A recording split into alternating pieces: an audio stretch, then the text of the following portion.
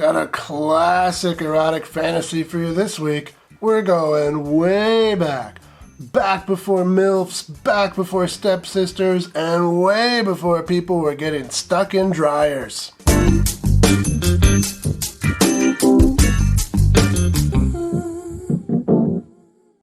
Welcome to Exploitation Reviews, and me, Rob. Today I'm taking a look at The Babysitter from 1969. Meet George. He's your typical suburban husband. He's got a decent job, he's got a new baby, and he's got a wife who is way more interested in playing bridge than boning. Pretty sexy dress you're wearing tonight.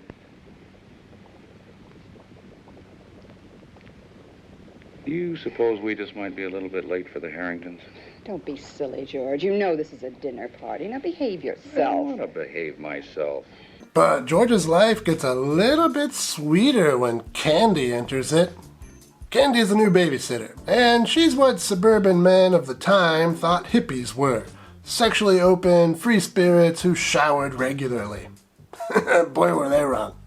But that's okay. This is a work of fiction. Let them have their fantasies. Well, really, what are you anyway? Hippie? I don't know.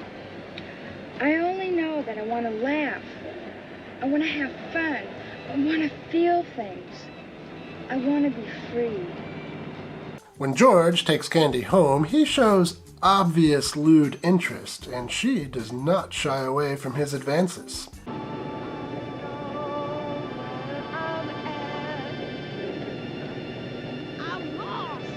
It's a green light, Mr. Maxwell. That means you can go. But George is a good boy, for now, and he does in fact take her home.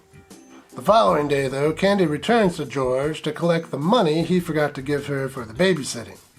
She ends up telling him that he really turns her on, and the two go swimming. In the water, they flirt and play, and eventually relocate to the bedroom. But while all of this is developing, there's another storyline happening here. George is a district attorney, and his current case is a murder case. A biker killed some woman out in the forest. And that biker's girlfriend, Julie, has a plan to get him off from the charges. Julie knows that George's daughter is a lesbian and has a plan to take pictures of her, being in lesbians with another woman to use as blackmail. George will need to somehow throw the case so that biker will walk free. Otherwise, everyone will find out that George's daughter is a cat person. Unfortunately for Julie, the really steamy stuff is happening behind frosted glass, so no pictures.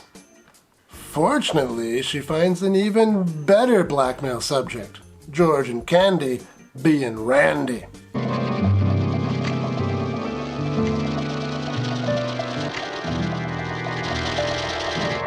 Oh, yeah, and that's all you're going to get out of me as far as plot goes.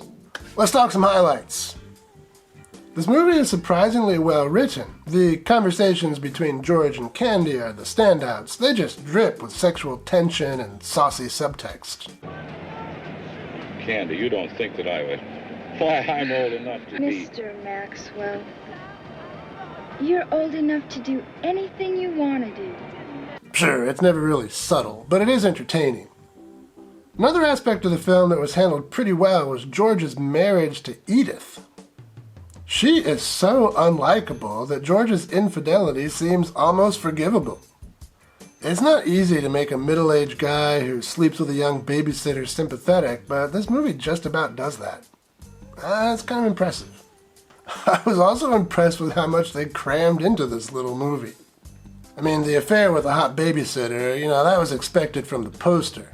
But this movie also threw in some naked dancing, a poolside lesbian scene, a little peek into 60s counterculture, and some groovy music. Way to deliver, movie. Nice. But still, the movie's not perfect. Like a free-loving hippie having an afternoon quickie, it has some shortcomings. Well, some of the acting isn't so great. I me personally, I don't really care about the acting so much in a movie like this, as long as it's not distractingly bad, which in this movie it's not. But if you're the kind of person who gets turned off by slightly wooden acting, you're maybe not gonna like this too much. And I can't say for sure, but the kind of like hippie slang they use doesn't sound quite right to me. But, I'm not fluent in hate Ashbury, so I could be wrong. It just sounded a little, off somehow. Finally, and okay, this is going to sound weird since it's a movie about a middle-aged guy who has an affair with a babysitter, but I kind of wish the movie were less wholesome. The relationship between George and Candy comes off as kind of innocent and sweet, and I don't know, it kind of rubs me a little bit the wrong way, and I just wish it were sleazier. I mean, the movie's kind of short at 75 minutes. They could have added about maybe 10 more minutes of nudity and, maybe taken out about 5 minutes of those sweet kisses rolling around in the field, and I would have been happier. I don't know, but like an old dude making out with some young girl, it just doesn't really do much for me. If they have clothes on. Call me old-fashioned. But, I think I'm probably missing the point. I'm sure this movie is supposed to indulge the fantasies of middle-aged men who are in, rather loveless and sexless relationships. And that's not me. I mean, I'm middle-aged, but I have plenty of the other two things. But aside from all that, The Babysitter is pretty good, all things considered, and so, on my id scale, I say rent it. It's got an interesting plot, some decent dialogue, and a fair amount of skin. It's a pretty enjoyable 75 minutes. Can you think of any other classic erotic fantasies which have been turned into movies? Let me know in the comments. When I take the babysitter home tonight, I'm going to go out and get drunk. That'll give you something else to bitch about.